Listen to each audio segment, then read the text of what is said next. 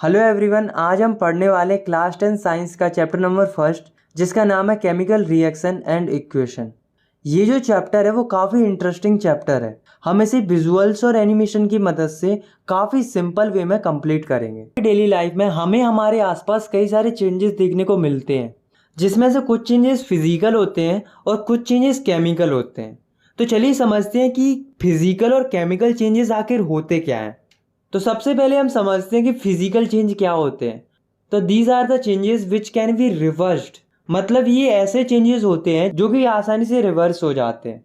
For example freezing of water, यानी कि पानी का बर्फ में जमना। गाइस, आपने नोटिस किया होगा जब हम पानी को रेफ्रिजरेटर में रखते हैं तो वह बर्फ बन जाता है, और जब हम उसे बाहर निकालते हैं तो वह वापस पानी बन जाता है। तो ये जो चेंज है वो फिजिकल चेंज है, क्योंकि यहाँ पर जो चेंज हो रहा है वो रिवर्सिबल है। अब हम समझते हैं केमिकल चेंजेस क्या होते हैं। तो these are the changes which can not be reversed, मतलब कि ये ऐसे चेंज होते हैं जो कि रिवर्स नहीं होते हैं। जैसे कि रस्टिंग ऑफ आयरन, मतलब लोहे पर जंग लगना। आपने देखा होगा कि जब हम लोहे को एटमॉस्फेयर में खुला छोड़ देते हैं तो लोहे पर जंग लग जाती है और लोहा खराब हो जाता है। तो ये जो चेंज है वो केमिकल चेंज है, क्योंकि एक बार लोहा अगर खराब हो जाता है तो वह वापस उसी स्टेट में नहीं आ पाता है।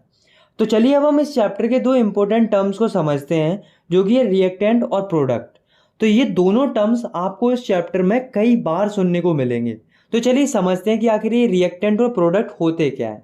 तो सबसे पहले हम समझते हैं कि रिएक्टेंट क्या होते हैं। तो the substance which take part in chemical reaction are called reactants, मतलब कि ऐसे सबस्टेंस जो केमिकल रिएक्शन में पार्ट लेते हैं उन्हें हम रिएक्टेंट कहते हैं।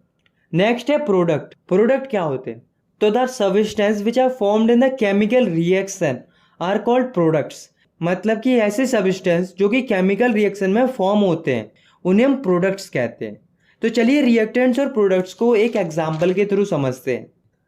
जैसे कि जब सोडियम वाटर से रिएक्ट करता है तो वो सोडियम हाइड्रोक्साइड प्लस हाइड्रोजन बनाता है। तो दोस्तों इस रिएक्शन को अगर हम ध्यान से देखेंगे तो इस रिएक्शन में सोडियम और वाटर जो है वो रिएक्टेंट है, क्योंकि ये दोनों इस रिएक्शन में पार्ट ले रहे हैं। और जो सोडियम हाइड्रोक्साइड और हाइड्रोजन है वे हैं प्रोडक्ट्स, क्योंकि ये दोनों इस रिएक्शन में फॉर्म हो रहे हैं। आई होप आपको रिएक्टेंट और प्रोडक्ट समझ में आ गए होंगे। तो अब हम इस चैप्टर के पहले टॉपिक को समझते हैं, जिसका नाम है chemical reaction. So the chemical reaction is the process in which two or more substance combine to form new substance, मतलब केमिकल रिएक्शन एक ऐसी प्रोसेस होती है जिसमें दो या दो से अधिक सबस्टेंस मिलकर एक नया सबस्टेंस बनाते हैं। फॉर एग्जाम्पल जब हाइड्रोजन और ऑक्सीजन की रिएक्शन होती है तो वाटर फॉर्म होता है। और दोस्तों इस रिएक्शन में जो हाइड्रोजन और ऑक्सीजन है वो रिएक्टेंट है, और जो वाटर फॉर्म हो रहा है वो प्रोडक्ट है। तो आप देख सकते हो यहाँ पर दो सब्सटेंस मिलकर एक नया सब्सटेंस बना रहे हैं, तो यहाँ पर केमिकल रिएक्शन हो रही है। तो केमिकल रिएक्शन क्या होती है ये तो हमने समझ लिया।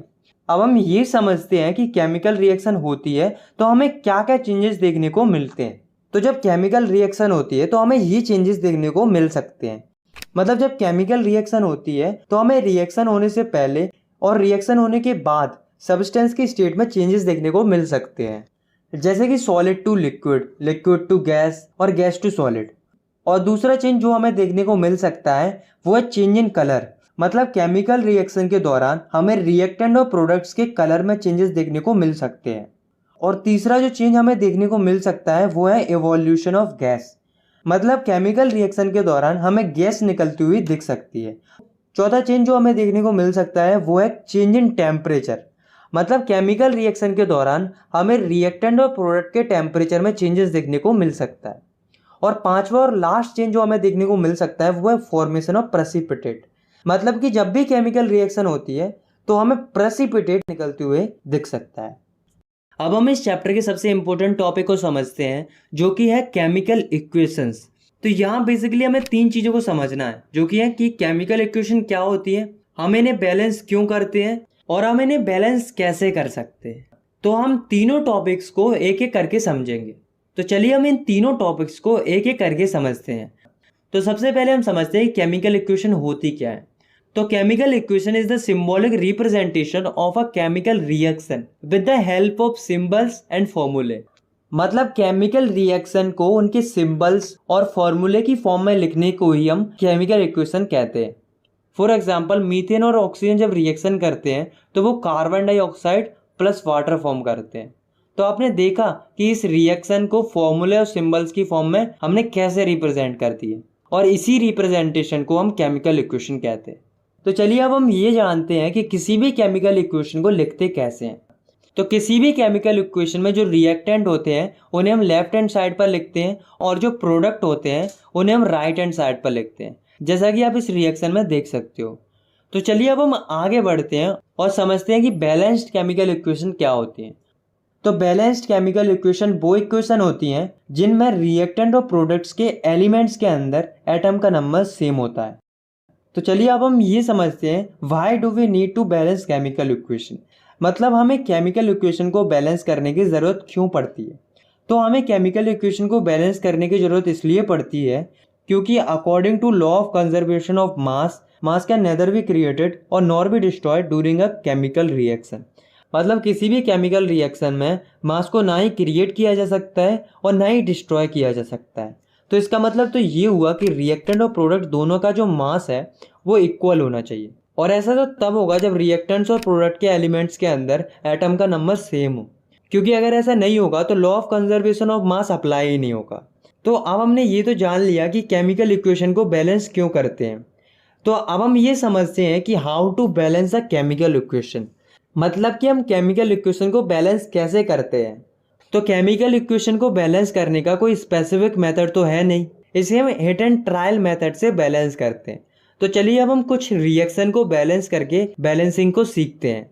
तो सबसे पहले हम एक रिएक्शन को बैलेंस करते हैं जिसमें Fe यानी कि आयरन और वाटर जो है वो मिलकर आयरन ऑक्साइड और हाइड्रोजन बना रहे हैं। तो इस रिएक्शन को अगर हम ध्यान से देखते हैं तो इस रिएक्शन में रिएक्टेंट और प्रोडक्ट्स के अंदर एटम का नंबर सेम नहीं है, और ये रिएक्शन अनबैलेंस्ड है। अब हमें किसी भी तरह से इस रिएक्शन के रिएक्टेंट और प्रोडक्ट में एटम का नंबर सेम करना है और रिएक्शन को बैलेंस करना है। आपको ये बात याद रखना है, किसी भी केमिकल इक्वेशन में हमें जो चेंज करना होता है तो हम हर एक एलिमेंट या कंपाउंड को ब्रैकेट में बंद कर देते हैं, और जो कुछ भी मल्टीप्लाई या कोई भी चेंज करते हैं वो पूरे ब्रैकेट पर होता है, ना कि कोई पर्टिकुलर एलिमेंट पर। तो चलिए अब हम इस रिएक्शन को बैलेंस करते हैं। तो सबसे पहले हम एक टेबल बना लेते हैं जिसमें एक कॉलम में एलिमेंट का नाम और अगले कॉलम में रिएक्टेंट के एटम का नंबर और उससे अगले कॉलम में प्रोडक्ट के एटम का नंबर लिख लेते हैं। तो हम इस रिएक्शन के सभी एलिमेंट्स को एक एक करके बैलेंस कर लेते हैं। तो सबसे पहले हम देखते हैं आयरन को। तो आयरन के रिएक्टेंट में 1 और प्रोडक्ट में 3 एटम है। तो अब हमें ये देखना है कि हम किस तरह से आयरन के रिएक्टेंट और प्रोडक्ट में एटम का नंबर सेम कर सकते हैं। तो अगर हम रिएक्टेंट के आयरन जिसमें कि 1 एटम है उसमें 3 का मल्टीप्लाई कर दें तो रिएक्टेंट और प्रोडक्ट दोनों में एटम का नंबर सेम हो जाएगा और आयरन बैलेंस हो जाएगा। अब हम हाइड्रोजन को देखते हैं। तो हाइड्रोजन के रिएक्टेंट और प्रोडक्ट में पहले से ही 2 एटम है और ये तो पहले से ही बैलेंस्ड है।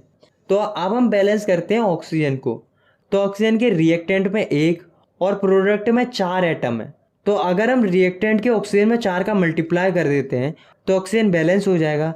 लेकिन अगर हम देखें तो रिएक्टेंट में ऑक्सीजन अकेला नहीं है, वो पूरे कंपाउंड की फॉर्म में है, और जब 4 का मल्टीप्लाई करेंगे तो वो पूरे कंपाउंड पर होगा, जिसके कारण हमारा ऑक्सीजन तो बैलेंस हो जाएगा। लेकिन हाइड्रोजन जो पहले से बैलेंस था वो 4 का मल्टीप्लाई करने पर अनबैलेंस हो जाएगा और हाइड्रोजन के रिएक्टेंट में 8 एटम हो जाएंगे और प्रोडक्ट में रह जाएंगे 2 एटम।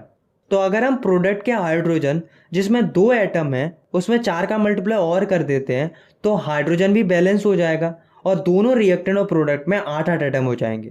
तो आप देख सकते हो कि इसी के साथ हमारी पूरी केमिकल इक्वेशन बैलेंस हो चुकी है।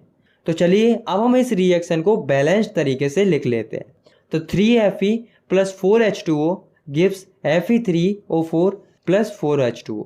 तो ये तो थी थोड़ी कॉम्प्लिकेटेड रिएक्शन। अब हम देखते हैं कि हम सिंपल और छोटी केमिकल रिएक्शन को कैसे बैलेंस कर सकते हैं। तो हम कोई भी सिंपल और छोटी सी रिएक्शन लेते हैं, जैसे कि फॉर्मेशन ऑफ वाटर यानी कि पानी का बनना। तो हाइड्रोजन प्लस ऑक्सीजन मिलके पानी बनाते हैं, ये तो हम सभी लोग जानते हैं। तो इस रिएक्शन को बैलेंस करने के लिए हमें टेबल बनाने की ज़रूरत नहीं है, क्योंकि ये एक छोटी रिएक्शन है। इस रिएक्शन में हाइड्रोजन और ऑक्सीजन मिलकर वाटर बना रहे हैं और यहाँ पर हम देखें तो हाइड्रोजन के रिएक्टेंट और प्रोडक्ट दोनों में दो दो एटम है। इसका मतलब ये तो पहले से ही बैलेंस्ड है। लेकिन ऑक्सीजन के रिएक्टेंट में 2 और प्रोडक्ट में 1 एटम है। तो अगर हम प्रोडक्ट में 2 का मल्टीप्लाई कर देते हैं तो ऑक्सीजन बैलेंस हो जाएगा। लेकिन प्रोडक्ट में जो ऑक्सीजन है वो पूरे कंपाउंड के फॉर्म में, और हम जो 2 का मल्टीप्लाई करेंगे वो पूरे कंपाउंड H2O पर होगा, जिससे हमारा हाइड्रोजन जो पहले से बैलेंस था वो अब अनबैलेंस हो जाएगा। और प्रोडक्ट के हाइड्रोजन जिसमें 2 एटम थे उसमें अब 4 एटम हो जाएंगे। तो अगर हम हाइड्रोजन के रिएक्टेंट जिसमें 2 एटम है उसमें 2 का मल्टीप्लाई और कर देते हैं तो हाइड्रोजन भी बैलेंस हो जाएगा। तो अब हमारी ये रिएक्शन भी बैलेंस हो चुकी है। और आप जितनी ज़्यादा रिएक्शन को बैलेंस करने की प्रैक्टिस करेंगे उतनी जल्दी आप किसी भी केमिकल रिएक्शन को बैलेंस कर पाएंगे। तो अब आप केमिकल इक्वेशन को बैलेंस कैसे करते हैं ये तो सीख चुके हैं। तो चलिए अब हम अगले टॉपिक की तरफ बढ़ते हैं, जो कि है टाइप्स ऑफ केमिकल रिएक्शन। तो ये जो टॉपिक है वो भी काफ़ी इंपॉर्टेंट टॉपिक है इस चैप्टर का। तो चलिए अब हम देखते हैं कि केमिकल रिएक्शन कितने टाइप की होती हैं। तो केमिकल रिएक्शन 6 टाइप की होती हैं: combination reaction, decomposition reaction, displacement reaction, double displacement reaction, oxidation and reduction reaction, और एक्सोथर्मिक एंड एंडोथर्मिक रिएक्शन। तो चलिए अब हम इन सारी रिएक्शंस को एक एक करके समझते हैं। तो सबसे पहले हम समझते हैं पहले टाइप की केमिकल रिएक्शन को, जो कि है कॉम्बिनेशन रिएक्शन। तो the reaction in which 2 or more reactants combine to form a single product is called a combination reaction. मतलब कि ऐसी रिएक्शन जिसमें 2 या 2 से अधिक रिएक्टेंट मिलकर एक सिंगल प्रोडक्ट बनाते हैं, ऐसी रिएक्शन को हम कॉम्बिनेशन रिएक्शन कहते हैं। चलिए अब हम इस रिएक्शन के कुछ एग्जाम्पल्स को देखते हैं। तो पहला एग्जाम्पल है फॉर्मेशन ऑफ वाटर, यानी कि पानी का बनना। जब हाइड्रोजन और ऑक्सीजन आपस में रिएक्शन करते हैं तो वाटर फॉर्म होता है। और ये जो रिएक्शन है वो कॉम्बिनेशन रिएक्शन है, क्योंकि यहाँ पर 2 रिएक्टेंट मिलकर एक सिंगल प्रोडक्ट बना रहे हैं। इसी का दूसरा एग्जाम्पल है बर्निंग ऑफ कोल। मतलब कार्बन और ऑक्सीजन की रिएक्शन होती है तो कार्बन डाइऑक्साइड फॉर्म होती है, और ये रिएक्शन भी कॉम्बिनेशन रिएक्शन है, क्योंकि इस रिएक्शन में 2 रिएक्टेंट यानी कि कार्बन और ऑक्सीजन मिलकर एक सिंगल प्रोडक्ट यानी कि कार्बन डाइऑक्साइड बना रहे हैं। तो चलिए अब हम दूसरी टाइप के केमिकल रिएक्शन को समझते हैं, जो कि है decomposition reaction. So the reaction in which a single reactant break down to form 2 or more products. मतलब ऐसी रिएक्शन जिसमें एक सिंगल रिएक्टेंट 2 या 2 से ज़्यादा प्रोडक्ट में टूट जाता है, उसे हम डीकम्पोजिशन रिएक्शन कहते हैं। तो यहाँ पर सोचने वाली बात ये है कि आखिर ये रिएक्टेंट टूट क्यों रहा है। कोई ना कोई एनर्जी तो होगी जिसके कारण ये रिएक्टेंट टूट रहा है। तो उसी एनर्जी के हिसाब से जो डीकम्पोजिशन रिएक्शन है वो 3 टाइप की होती है, जो कि thermal decomposition, electrolytic decomposition and photolytic decomposition. तो सबसे पहले हम समझते हैं थर्मल डीकम्पोजिशन को। तो ऐसा डीकम्पोजिशन जो कि हीट के द्वारा किया जाता है उसे हम थर्मल डीकम्पोजिशन कहते हैं। फॉर एग्जाम्पल, जब हम कैल्शियम कार्बोनेट को हीट करते हैं तो वह कैल्शियम ऑक्साइड यानी कि क्विक लाइम और कार्बन डाइऑक्साइड में टूट जाता है। दूसरी टाइप की डिकम्पोजिशन रिएक्शन है वो है इलेक्ट्रोलाइटिक डिकम्पोजिशन। तो ऐसा डिकम्पोजिशन जो कि इलेक्ट्रिसिटी की हेल्प से किया जाता है उसे हम इलेक्ट्रोलाइटिक डिकम्पोजिशन कहते हैं। जैसे कि जब हम वाटर में इलेक्ट्रिक करंट पास कराते हैं तो वह हाइड्रोजन और ऑक्सीजन 2 कंपाउंड में ब्रेक हो जाता है। तीसरे टाइप की डिकम्पोजिशन रिएक्शन है फोटोलाइटिक डिकम्पोजिशन। मतलब ऐसा डिकम्पोजिशन जो कि लाइट एनर्जी की हेल्प से किया जाता है उसे हम फोटोलाइटिक डिकम्पोजिशन कहते हैं। फॉर एग्जाम्पल, जब सिल्वर क्लोराइड के ऊपर सनलाइट पड़ती है तो वह सिल्वर और क्लोरीन में ब्रेक हो जाता है। तो चलिए अब हम आगे बढ़ते हैं और तीसरे टाइप की केमिकल रिएक्शन को समझते हैं, जो कि है डिस्प्लेसमेंट रिएक्शन। तो the reaction in which more reactive element displaces less reactive element from its compound or solution is called displacement reaction. मतलब कि ऐसी रिएक्शन जिसमें ज़्यादा रिएक्टिव एलिमेंट कम रिएक्टिव एलिमेंट को डिस्प्लेस कर देता है उसके कंपाउंड या सॉल्यूशन से, तो उसे हम डिस्प्लेसमेंट रिएक्शन कहते हैं। चलिए हम डिस्प्लेसमेंट रिएक्शन का एक एग्जांपल देखते हैं। तो जब जिंक और कॉपर सल्फाइड की रिएक्शन होती है तो जिंक जो होता है वो ज़्यादा रिएक्टिव होने के कारण कॉपर को डिस्प्लेस कर देता है और जिंक सल्फाइड बना लेता है, और कॉपर जो है वो अलग हो जाता है। चौथे टाइप की केमिकल रिएक्शन है डबल डिस्प्लेसमेंट रिएक्शन। तो the reaction in which 2 different ions or group of atom in the reactant molecules are displaced by each other is called double displacement reaction। मतलब ऐसी रिएक्शन जिसमें 2 अलग अलग ions और atom के group reactant के molecule में एक दूसरे के द्वारा डिस्प्लेस किए जाएं तो ऐसी रिएक्शन को हम डबल डिस्प्लेसमेंट रिएक्शन कहते हैं। फॉर एग्जांपल, जब सिल्वर नाइट्रेट और सोडियम ब्रोमाइड की रिएक्शन होती है तो सोडियम जो है वो ज़्यादा रिएक्टिव होने के कारण सिल्वर की जगह ले लेता है और जो सिल्वर जो है वो सोडियम की जगह ले लेता है और इसके कारण जो कंपाउंड फॉर्म होते हैं वो है सिल्वर ब्रोमाइड और सोडियम नाइट्रेट। तो अब हम समझते हैं पांचवी टाइप की केमिकल रिएक्शन को, जो कि है ऑक्सीडेशन एंड रिडक्शन रिएक्शन। तो चलिए अब हम एक एक करके इन दोनों रिएक्शन को समझते हैं। तो सबसे पहले हम समझते हैं ऑक्सीडेशन रिएक्शन को। तो oxidation can be defined as the process in which oxygen is added to a substance or the process in which hydrogen is removed from a substance or the process in which substance loses electron. मतलब कि oxidation एक ऐसी process होती है जिसमें कि किसी भी सब्सटेंस पर ऑक्सीजन ऐड हो रहा हो या फिर किसी भी सब्सटेंस से हाइड्रोजन रिमूव हो रहा है या किसी भी सब्सटेंस से इलेक्ट्रॉन्स लूज हो रहे हैं, ये होती है ऑक्सीडेशन। तो चलिए अब हम ऑक्सीडेशन के कुछ एग्जांपल को देखते हैं। तो जब हम कॉपर और ऑक्सीजन को हीट करते हैं तो कॉपर ऑक्साइड फॉर्म होती है और ये रिएक्शन ऑक्सीडेशन रिएक्शन है क्योंकि यहाँ पर जो ऑक्सीजन है वो कॉपर में ऐड हो रहा है। और जब हाइड्रोजन सल्फाइड और ऑक्सीजन की रिएक्शन होती है तो वाटर फॉर्म होता है और सल्फर फॉर्म होता है। तो ये रिएक्शन भी ऑक्सीडेशन रिएक्शन है क्योंकि यहाँ पर हाइड्रोजन जो है वो हाइड्रोजन सल्फाइड से रिमूव हो रहा है। और ये एक और रिएक्शन है जिसमें जिंक में से 2 इलेक्ट्रॉन लॉस हो रहे हैं, तो ये भी ऑक्सीडेशन रिएक्शन है क्योंकि यहाँ पर इलेक्ट्रॉन लूज हो रहे हैं। तो चलिए अब हम समझते हैं कि रिडक्शन रिएक्शन क्या होती है। तो ये जो रिएक्शन होती है वो ऑक्सीडेशन रिएक्शन की बिल्कुल अपोजिट होती है। तो reduction reaction can be defined as the process in which oxygen is removed from a substance or the process in which hydrogen is added to a substance or the process in which substance gain electrons.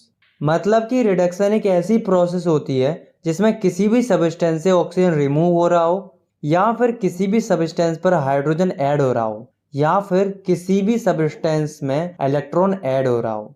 For example, जब potassium chlorate वो potassium chloride और oxygen में टूट जाता है तो वो reaction होती है रिडक्शन रिएक्शन क्योंकि यहाँ पर ऑक्सीजन रिमूव हो रहा है। और जब सोडियम और हाइड्रोजन ऐड होते हैं तो वो सोडियम हाइड्रोक्साइड फॉर्म करते हैं और ये भी एक रिडक्शन रिएक्शन है क्योंकि यहाँ पर हाइड्रोजन जो है वो ऐड हो रहा है। और ये एक और रिएक्शन है जिसमें जिंक जो है उस पर 2 इलेक्ट्रॉन ऐड हो रहे हैं, तो ये भी एक रिडक्शन रिएक्शन है क्योंकि इसमें इलेक्ट्रॉन ऐड हो रहे हैं।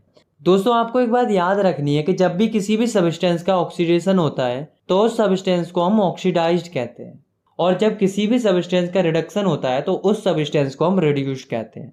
तो चलिए अब हम समझते हैं एक बहुत ही इंपॉर्टेंट केमिकल रिएक्शन को, जो कि है रेडॉक्स रिएक्शन। तो the reaction in which oxidation and reduction take place simultaneously are called redox reaction.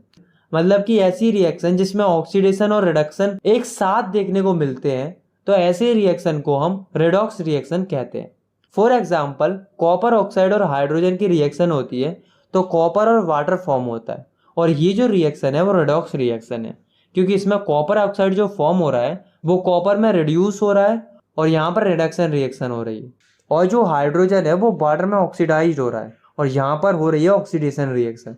तो इस रिएक्शन को हम रेडॉक्स रिएक्शन कह सकते हैं। तो अब हम आखिरी और छठवीं टाइप की केमिकल रिएक्शन को समझते हैं, जो कि है एक्सोथर्मिक एंड एंडोथर्मिक रिएक्शन। तो इन दोनों रिएक्शन को हम एक एक करके समझेंगे। तो पहले हम समझते हैं एक्सोथर्मिक रिएक्शन को। तो the reaction which are accomplished by evolution of heat are called exothermic reaction. मतलब ऐसी रिएक्शन जिसमें से हीट एनर्जी इवॉल्व होती है तो उसे हम एक्सोथर्मिक रिएक्शन कहते हैं। For example, burning of natural gas. मतलब मीथेन और ऑक्सीजन की जब रिएक्शन होती है तो CO2 और वाटर फॉर्म होते हैं और काफ़ी मात्रा में हीट निकलती है और ये जो रिएक्शन होती है वो एक एक्सोथर्मिक रिएक्शन होती है। चलिए अब हम समझते हैं एंडोथर्मिक रिएक्शन को। तो the reaction which occur by the absorption of heat energy are called endothermic reaction. मतलब कि ऐसी रिएक्शन जिसमें हीट एनर्जी एब्जॉर्ब होती है उसे हम एंडोथर्मिक रिएक्शन कहते हैं। फॉर एग्जाम्पल, जब मर्क्यूरिक ऑक्साइड मरकरी और ऑक्सीजन में टूट जाता है तो काफ़ी मात्रा में हीट ऑब्जर्व होती है।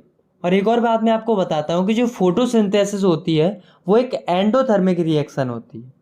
तो चलिए अब हम समझते हैं चैप्टर के आखिरी टॉपिक को, जो कि है effect of oxidation in our daily life. मतलब कि जो ऑक्सीडेशन होता है उसका हमारे डेली लाइफ पर क्या इफेक्ट पड़ता है। तो ऑक्सीडेशन के हमारी लाइफ में मेनली दो इफेक्ट देखने को मिलते हैं, जो कि कोरोजन और रेंसिडिटी। तो चलिए सबसे पहले हम समझते हैं कोरोजन को। तो the phenomenon due to which metals are slowly eaten away by the reaction of air, water and other chemical present in atmosphere is called corrosion. मतलब एक ऐसा फिनोमेना जिसमें जो मेटल होता है वो धीरे धीरे खराब हो जाता है जब वह एयर, वाटर या कोई और केमिकल के कांटेक्ट में थोड़े लंबे समय तक आ जाता है। जैसे कि black coating on silver and green coating on copper. मतलब सिल्वर पर जो ब्लैक कोटिंग आ जाती है और कॉपर पर जो ग्रीन कोटिंग आ जाती है, ये दोनों जो एग्जाम्पल है वो कोरोजन के एग्जाम्पल है। और अगर हम बात करें आयरन की, तो आयरन के केस में जो कोरोजन होता है उसे हम रस्टिंग ऑफ आयरन कहते हैं, जिसमें आयरन का कलर ब्राउनिश हो जाता है और वह कमजोर हो जाता है। इससे एक बात तो साफ हो जाती है कि जो कोरोजन होता है वो मेटल के लिए काफी हार्मफुल साबित होता है। तो चलिए अब हम देखते हैं कि जो कोरोजन होता है उसके क्या क्या इफेक्ट पड़ते हैं। तो कोरोजन के कारण काफी मात्रा में car bodies, bridges, iron railings, ships, specially जो मटेरियल जो आयरन से बने हुए होते हैं वो खराब हो जाते हैं, जिससे काफी मात्रा में आयरन का नुकसान होता है। और इसी तरह से सिल्वर और कॉपर भी खराब हो जाता है। तो अब हमें ये देखना है कि क्या कोई ऐसा मेथड है जिससे हम कोरोजन से मेटल को प्रिवेंट कर सकते हैं। तो चलिए अब हम देखते हैं कि हम मेटल को कोरोजन से कैसे प्रिवेंट कर सकते हैं। तो इसके कुछ मेथड होते हैं, जैसे कि पेंटिंग। जो आयरन के ऑब्जेक्ट होते हैं अगर हम उन पर पेंट कर देते हैं तो वो डायरेक्टली एटमॉस्फेयर के कांटेक्ट में नहीं आ पाएंगे और कोरोजन से प्रिवेंट रहेंगे। और जो सिल्वर होता है उसे हम बाहरी एटमॉस्फेयर से दूर रखकर और उसकी रेगुलर क्लीनिंग कर कोरोजन से प्रिवेंट कर सकते हैं। और कॉपर को हम बेकिंग सोडा और सॉल्ट के पेस्ट बनाकर उसकी रेगुलर क्लीनिंग करके उसे भी हम कोरोजन से प्रिवेंट कर सकते हैं। और एक और बहुत ज़रूरी बात जो आपको याद रखनी है वो है कि जो एल्यूमिनियम होता है उसके केस में कोरोजन हार्मफुल नहीं होता है बल्कि फ़ायदेमंद होता है। तो चलिए अब हम देखते हैं ऑक्सीडेशन के दूसरे इफेक्ट को, यानी कि रेंसिडिटी को। तो आइए जानते हैं कि रेंसिडिटी क्या होती है। So it is the process of slow oxidation of oil and fat present in the food material. मतलब कि ये एक ऐसी प्रोसेस होती है जिससे जो फूड मटेरियल में ऑयल और फैट प्रेजेंट होता है उसका ऑक्सीडेशन हो जाता है, जिससे फूड का टेस्ट और उसकी स्मेल खराब हो जाती है। तो आपको ये तो पता चल गया होगा कि रेंसिडिटी के कारण जो फूड मटेरियल होते हैं वो खराब हो जाते हैं। तो अब दोस्तों हम देखते हैं कि हम फूड मटेरियल्स को उन्हें हम रेंसिडिटी से कैसे प्रिवेंट कर सकते हैं। तो इसके कुछ मेथड होते हैं, तो चलिए हम वो भी देख लेते हैं। तो वो मेथड कौन कौन से होते हैं? By keeping food materials in air tight containers. मतलब कि जो फूड मटेरियल्स होते हैं उन्हें हम एयर टाइट कंटेनर्स में रख सकते हैं, जिससे जो फूड मटेरियल्स हैं वो डायरेक्ट एयर के कॉन्टेक्ट में नहीं आएंगे और वे रेंसिडिटी से प्रिवेंट रहेंगे। और दूसरा मेथड है by refrigeration of cooked food at low temperature. मतलब कि जो पका हुआ खाना होता है उसको हम रेफ्रिजरेटर में रख सकते हैं, जिससे फूड रेंसिडिटी से प्रिवेंट रहता है। और तीसरा मेथड है bye avoiding cooked food and food material in direct sunlight. मतलब जो पका हुआ खाना होता है और जो फूड मटेरियल होते हैं उन्हें हम डायरेक्ट सनलाइट से दूर रखकर रेंसिडिटी से प्रिवेंट कर सकते हैं। और चौथा और आखिरी मेथड है बाय एडिंग एंटीऑक्सीडेंट। मतलब जो फूड मटेरियल होते हैं उनमें एंटीऑक्सीडेंट ऐड करके हम उन्हें रेंसिडिटी से प्रिवेंट कर सकते हैं। दोस्तों आपने कई बार चिप्स तो खाए होंगे, आपने देखा होगा कि उनमें गैस भरी होती है। तो आपके दिमाग में क्वेश्चन जरूर आता होगा कि आखिर इन चिप्स के पैकेट्स के अंदर कौन सी गैस भरी जाती है और ये चिप्स के पैकेट्स के अंदर क्यों भरी जाती है। तो जो गैस चिप्स के पैकेट के अंदर भरी जाती है वो है नाइट्रोजन। और नाइट्रोजन गैस इसलिए भरी जाती है क्योंकि ये एंटीऑक्सीडेंट की तरह काम करती है और उन चिप्स को रेंसिडिटी से प्रिवेंट करती है। तो दोस्तों यहाँ पर हमारा जो चैप्टर है वो ख़त्म होता है। आई होप आपको ये चैप्टर समझ में आ गया होगा। अगर आपको ये वीडियो पसंद आई तो आप इस वीडियो को लाइक कर सकते हो और चाहो तो आप इस चैनल को सब्सक्राइब भी कर सकते हो ऐसे ही क्लास 10th की साइंस की वीडियोस आगे देखने के लिए। मिलते हैं नेक्स्ट वीडियो में, तब तक के लिए टेक केयर, बाय बाय।